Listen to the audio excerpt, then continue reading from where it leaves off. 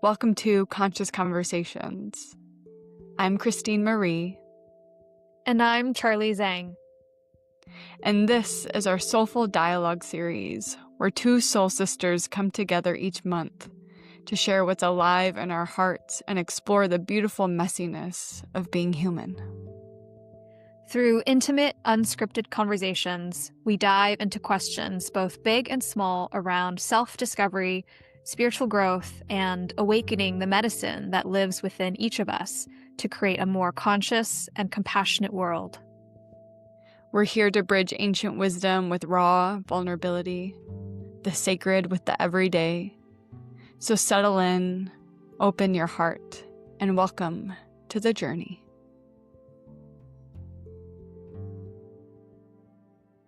All right. Good morning. Hi, Good Kristen morning. Marie. Hello.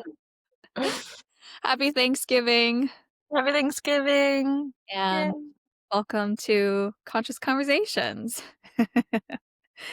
So, today, would really love to talk about something that I think a lot of us deal with, and something that I know is personal to both of our stories and healing journeys, which is the tendency towards perfectionism. And so, when I think about the experience of perfectionism, I equate it to, that cop in your head that's always judging, always censoring, always categorizing. And I've experienced it as sort of like a self-surveillance system that is constantly monitoring everything that you're doing as you're doing it. And for me, that's a part that has been with me for really as long as I can remember. And I can understand why it's there. And, I'm sure that this is something that you can relate to. But, I learned to chronically strive because we are taught in society that we have to earn our value and our worthiness. And in my particular upbringing, that looked like always having good grades, being the perfect daughter, getting a respectable, stable job, climbing the career ladder, and making a lot of money. And, all of that, I think, speaks to this notion that our right to belong and to be loved and accepted are conditional on these material achievements and successes. And when it's conditional in that way, the bar has to keep moving, right? There's always something more to do, something new to fix and to improve or optimize. And we kind of get stuck in this loop where we never really arrive anywhere meaningful at all. And I think that perfectionism is a sort of prison in that way. And in my experience, that really compounded as recently as just even a few years ago, when the feeling of being chronically small and chronically anxious made me realize that perfectionism was hurting me more than it was benefiting me. Um, and, even in a world today where therapy is more prevalent than ever, and I have more insight and awareness into my inner critic than ever, perfectionism still sometimes is a really tricky beast to tame. And I sometimes think about whether wanting to get rid of the perfectionist in me is actually another expression of the perfectionism itself. So, so that's where I want to focus our conversation today, around that, about how we move beyond, and and maybe in my case, make friends with perfectionism, because it feels to me that the real healing there is about how we experience more freedom. So I want to start first by asking you, just how all of this is landing, if this sparks anything for you, and what your particular perfectionist history has looked like, and also what has helped you to begin to question it as well. Mm.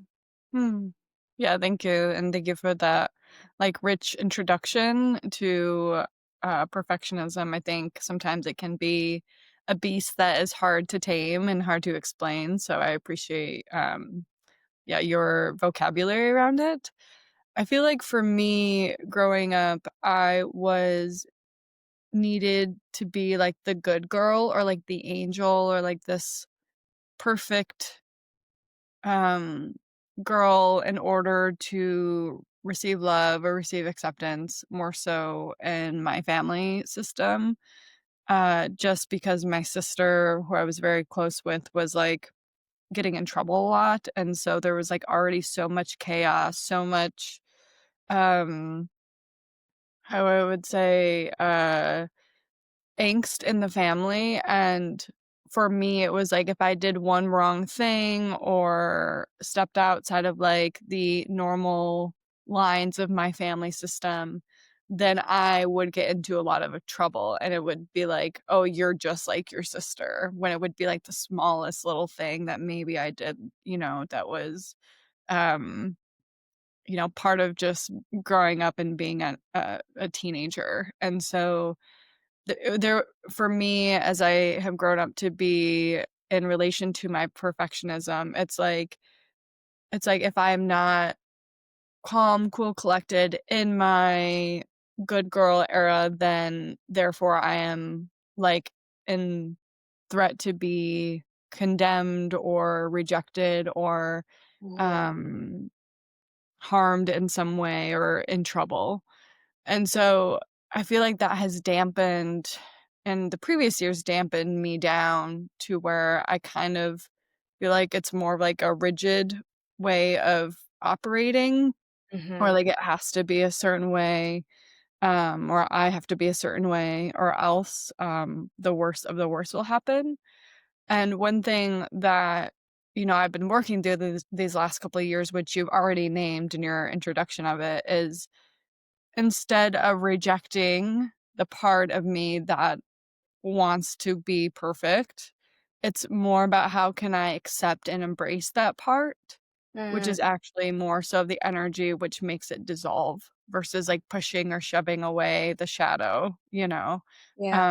And that essence of, like, acknowledging that this perfectionism part is there, acknowledging that, like, it's here to protect me is wonderful, and I can just, like, just give it love, like, "Hey, I know you're trying to do your job, and I see you for that, and I've got it. I don't need your support anymore, but thank you. I love you, and thank you for your teachings."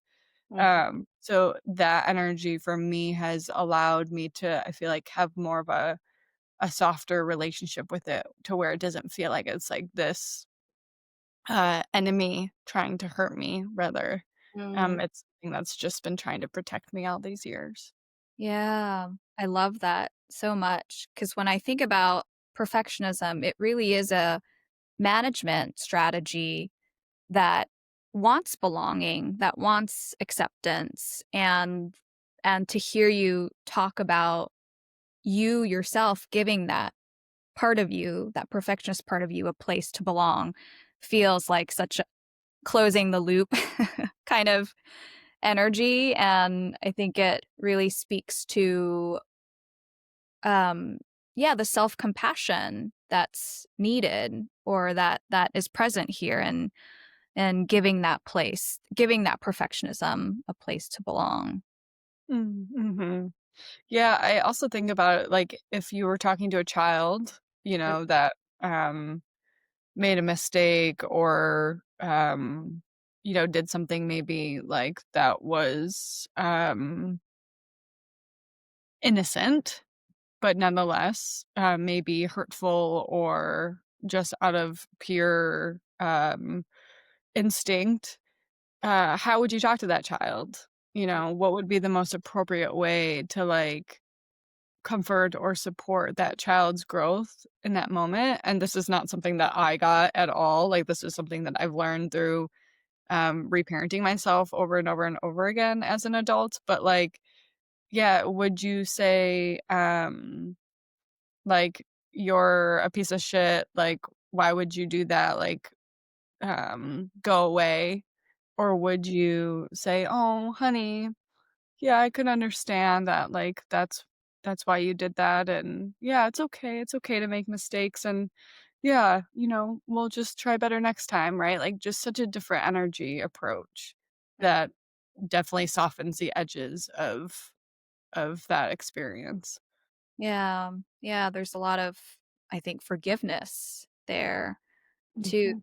And, you know, it makes me think about one of the greatest virtues or greatest salves to that tightness that you experience with perfectionism, because perfectionism is a lot like a straitjacket, right? As you were saying, it really limits what you can do. It really kind of relegates you into a very narrow band of human experience where you're only allowed to do certain things that you think you should be doing, and then you just don't get a lot of movement and freedom, and it's a very constricted place to be. And um, I think that there's something really powerful in yeah, being able to talk to that perfectionism and to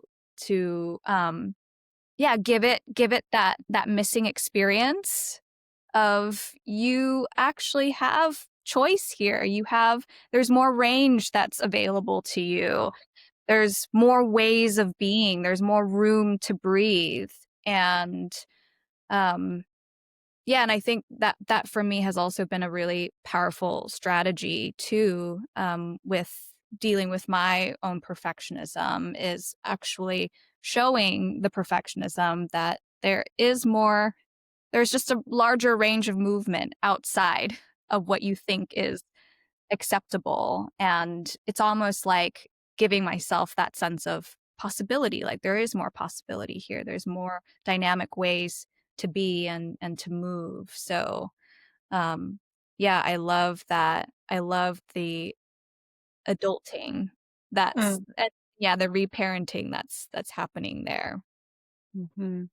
Yeah, I'm curious for you when you, like, have connected to your perfectionism, have you ever given it, like, a name, or has it ever shown up as a character or an archetype for you at all, if you're aware of that, or an Yeah. energy?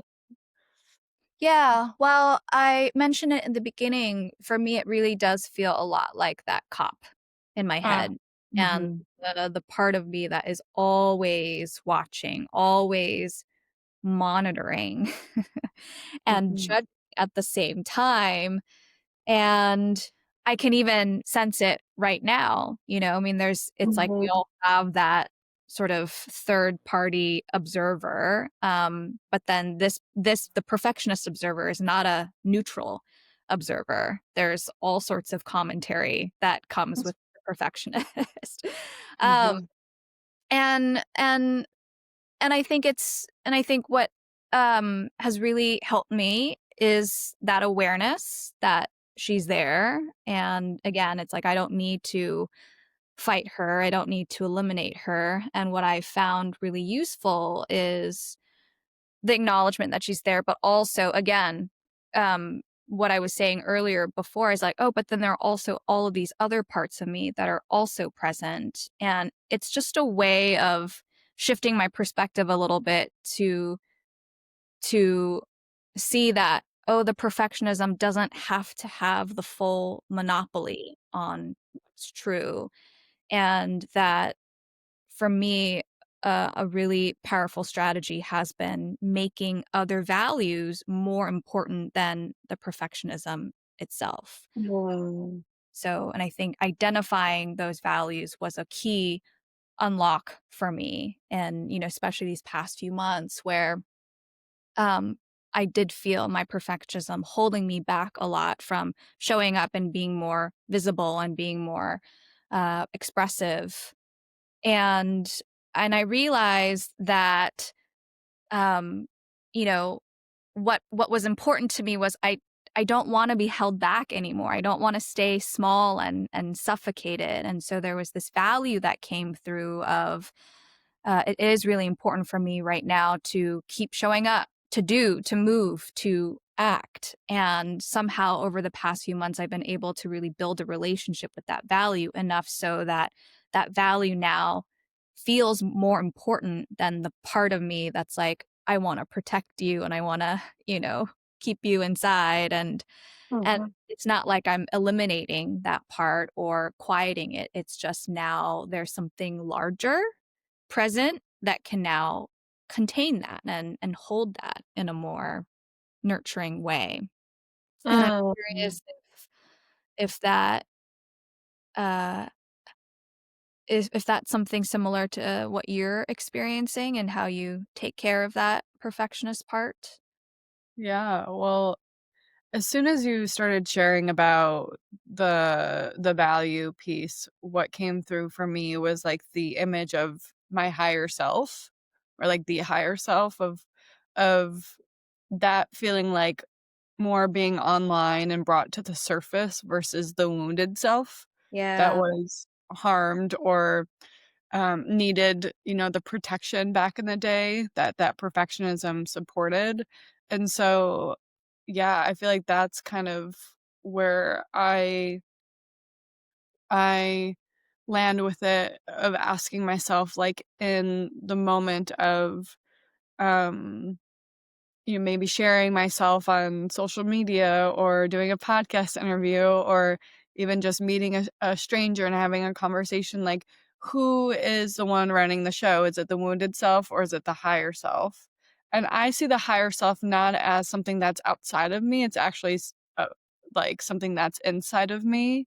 And Mhm. the higher self for me is like the essence of freedom, of self-expression, of truth, of authenticity, which is so important to me, and if Mhm. that part of me is coming more forward, then it feels like I'm one step closer to showing the perfectionism that it doesn't actually need to run the show as Mhm. much as more, because there's this new part online, and I that's kind of how it lands in with me, but what I really love about hearing your pathway to it and hearing now my pathway to it is that there's many different stones that you can walk to get to the same place, or maybe it has a different language, or maybe it's a different way of,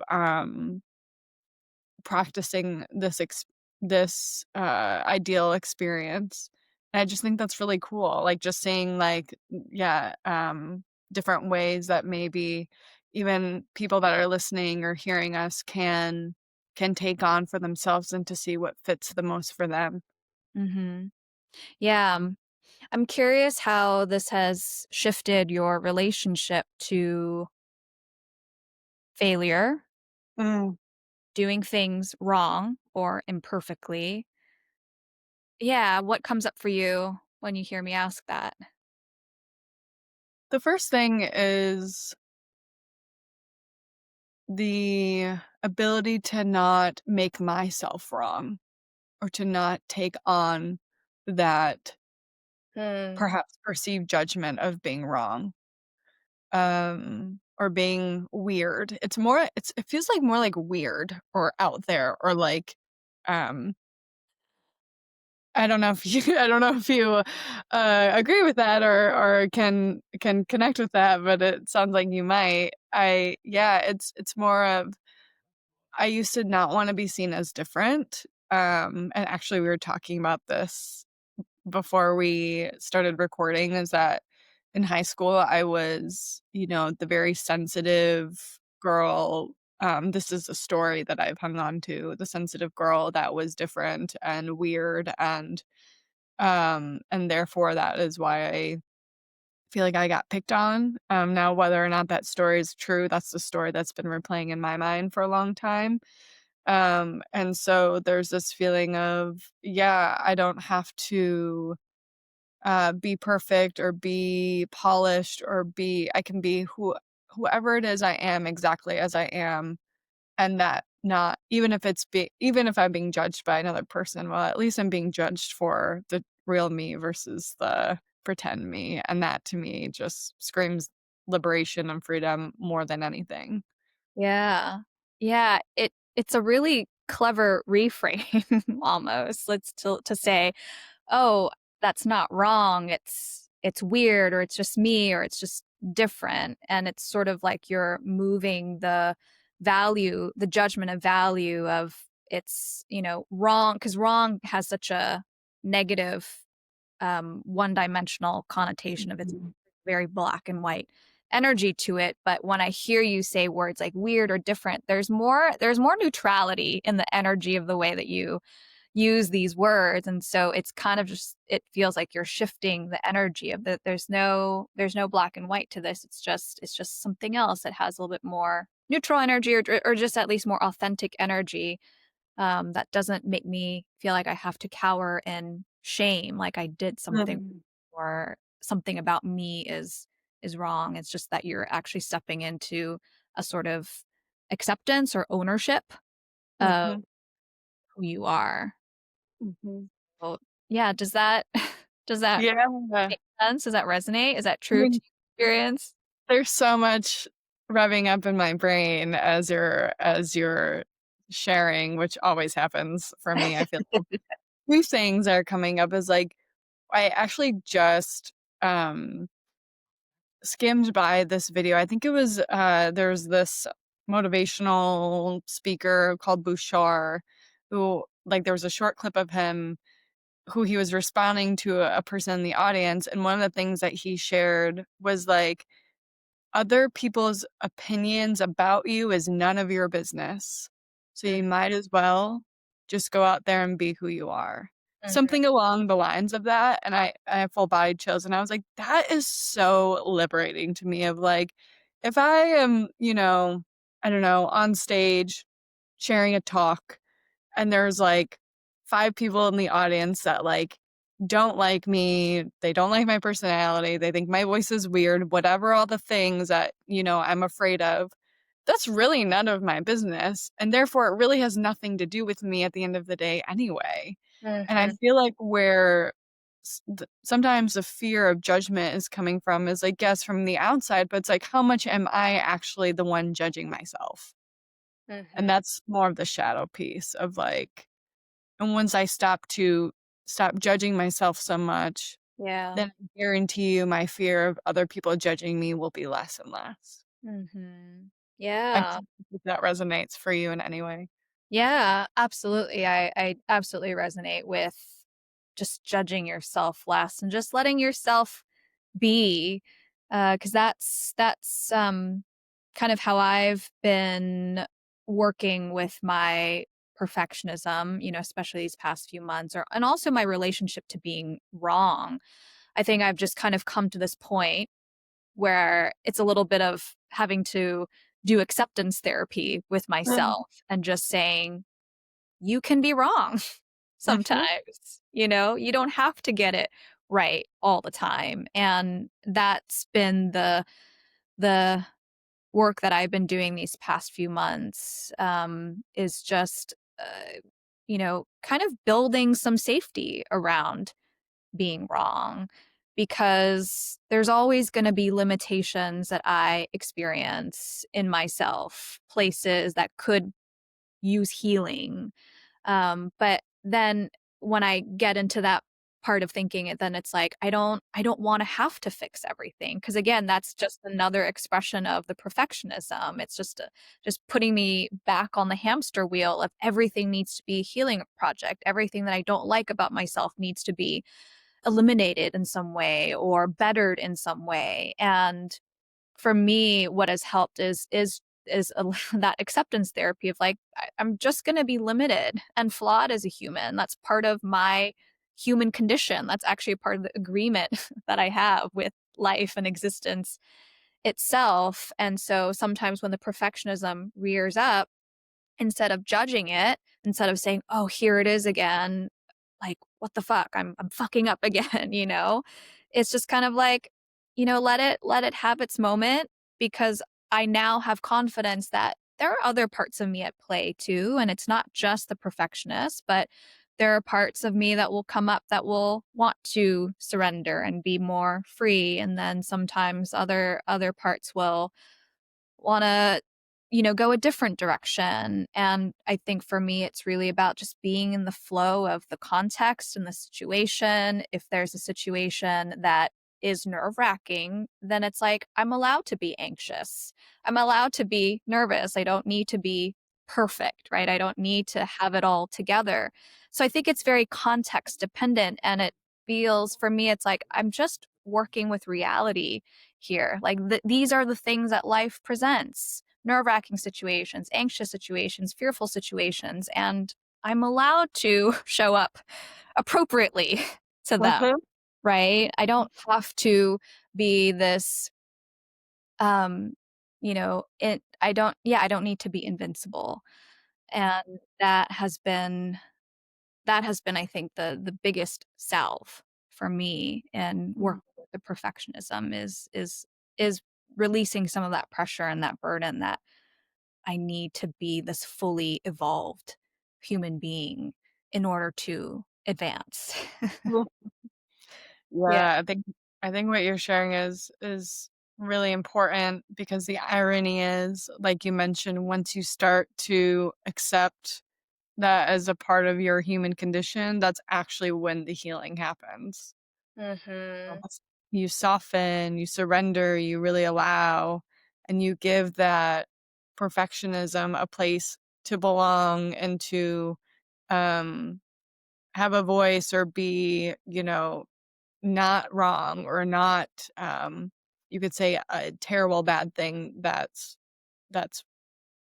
happening inside of you. And so through that level of acceptance is actually where Mm. the healing happens the most. And so Mhm. it's kind of like it's a huge reframe and a huge perspective, especially I feel like for people that are on the healing path or really, um, really love the path of growth or evolution of like, yeah, how would it be to accept all parts of yourself and embrace all parts of yourself and Mhm. see actually if that would take you even further than Yeah. continuously trying to strive to be someone different or perfect.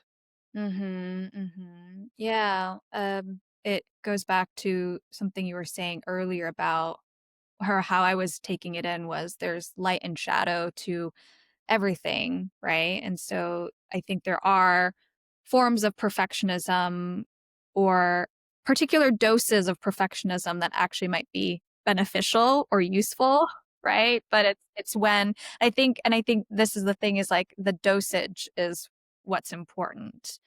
Um, and, sometimes perfectionism does allow you to show up with a little bit more structure in a situation that requires a little bit more structure and thoughtfulness and, bringing a sense of good quality or I want to, having certain standards around something. And I think that there's a particular dose of that that can be really healthy. But then when it goes overboard or when you're over revving and then trying to exert too much control, that's when the perfectionism no longer becomes a generative, positive force. And so, yeah, I think that there's lots of strength and talent and positivity that can be found in any quality. It just, again, it just really depends on how much you really yeah, utilize it and again, like how much of a monopoly it has on things. Because I think when things become a monopoly, that's when, um, life gets really hard. Because then Mhm. you're locking in yourself into this one mode of being, and I think that healing is really about experiencing freedom, experiencing choice to say that, "Oh, I can be this way, but then I can also be these other ways," just depending on what is most needed or called for in this moment or in this situation. Yeah. I think that's why we're all multidimensional and meant to be that way, you Mhm. know? It's Mhm. like and I think there's, even an opportunity more in our culture and in even the communities that I serve to embrace that quality more of that multidimensionality of, like, you do not have to be labeled or put in a box or, yeah, I just would like I crave so much of my multidimensionality to be, um, seen and shared and expressed, and I just hope that for everybody else, and it's a process I don't think that takes a lot of, um, like, grinding hard work, but I think it just is a process that takes a lot of awareness and a lot of, Right. um yeah, I would just say a lot of awareness is what it comes down to, and acknowledgement of where, you might find yourself being on the other end of that, rigid, perfectionistic control and, intensity, and so, like, how can you just dial it down just a little bit, and how can you build safety in the body to just show up exactly as you are and let that be enough. Mhm. Yeah. Yeah. Yeah. On that note, I'm curious, what does enough feel like for you these days? Or what do you imagine that to feel like? Because I think that's the root of what perfectionism is really trying to achieve, right? Is things to be enough. Mhm. I think it's like a personal radar, honestly. Like, I don't to be honest with you, I don't think I know that answer at this moment. I Mhm. think that'd be a really great journaling exercise for me to explore. Um, but I think it's just like this feeling of being satiated and satisfied in a way that might look a little bit more mundane or dull.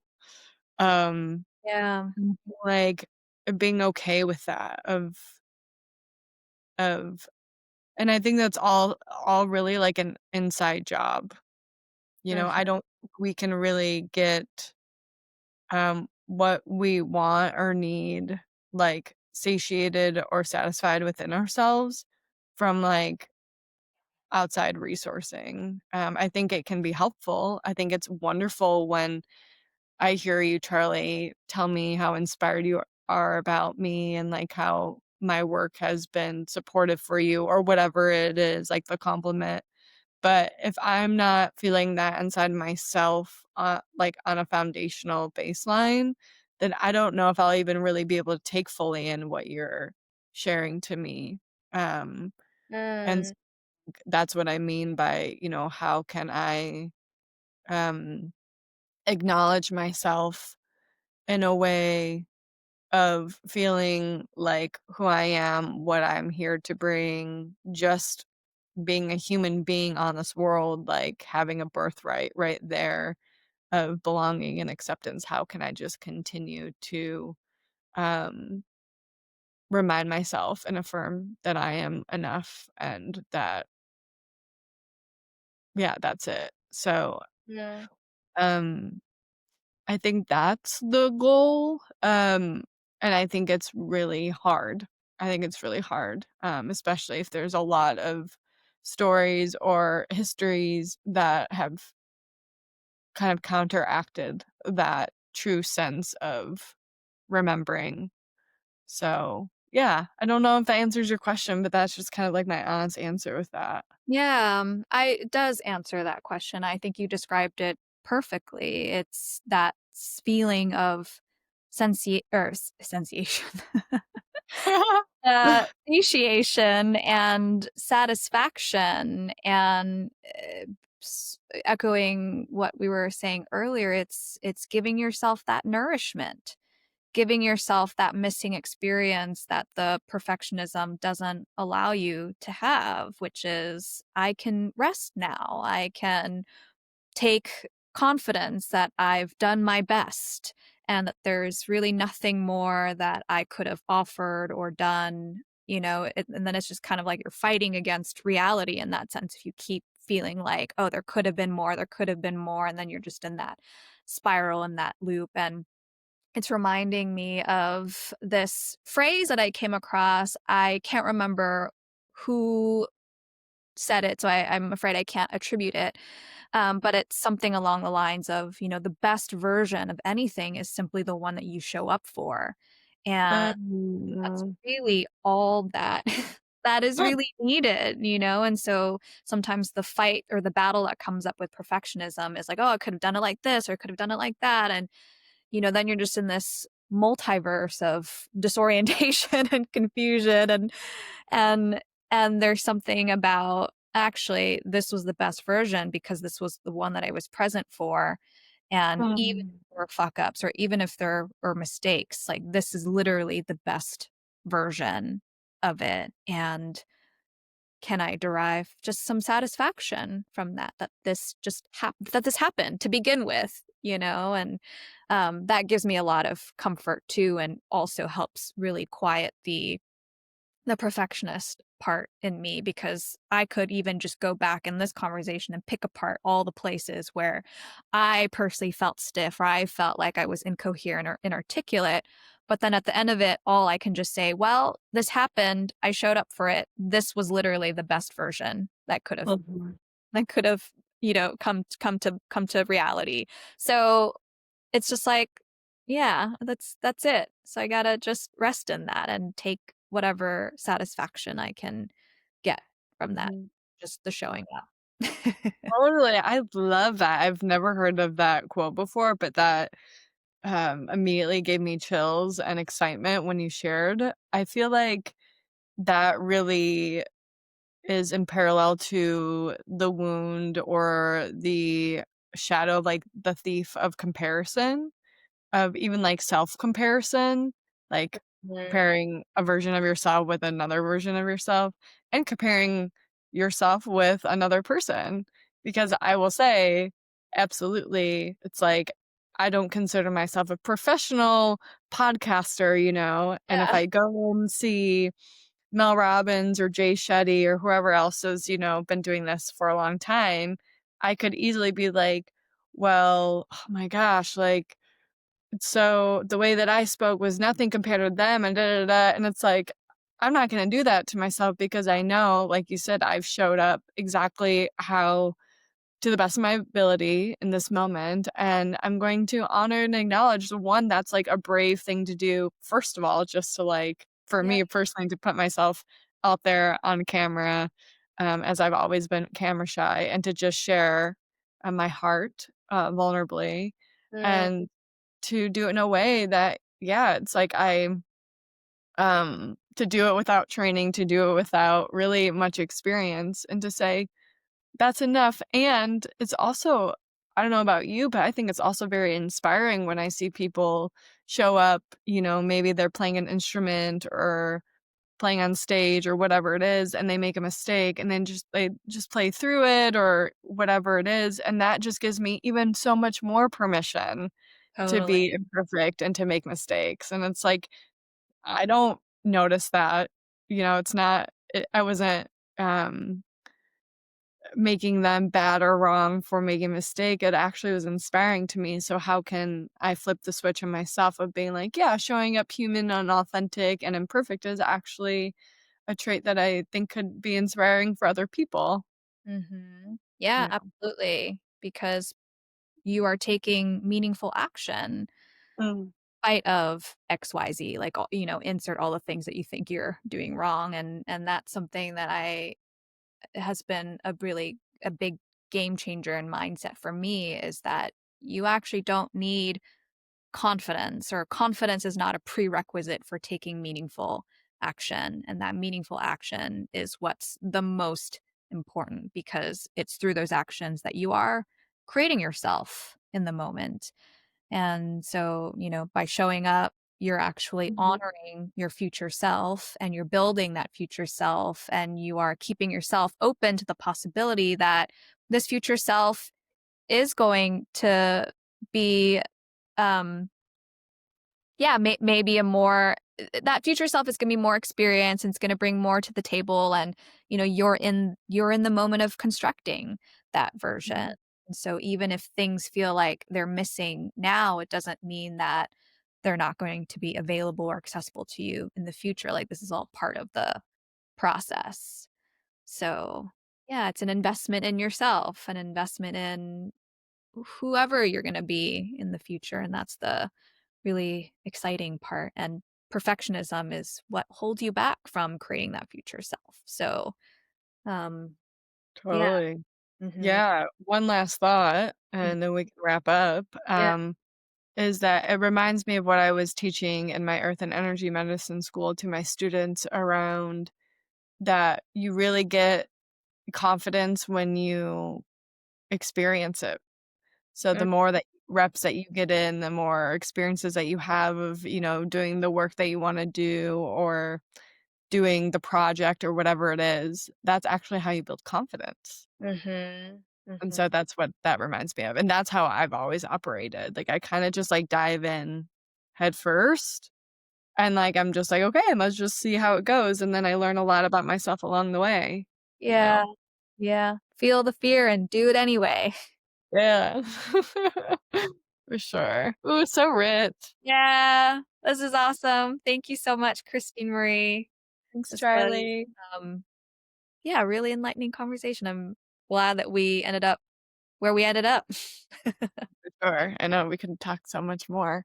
Yeah. Uh, but yeah, we'd love to hear, if you do resonate or you have any thoughts out there to our listeners for giving any feedback or sharing any part of your story or how you've been working with the idea of perfectionism in your life. We'd love to hear from you.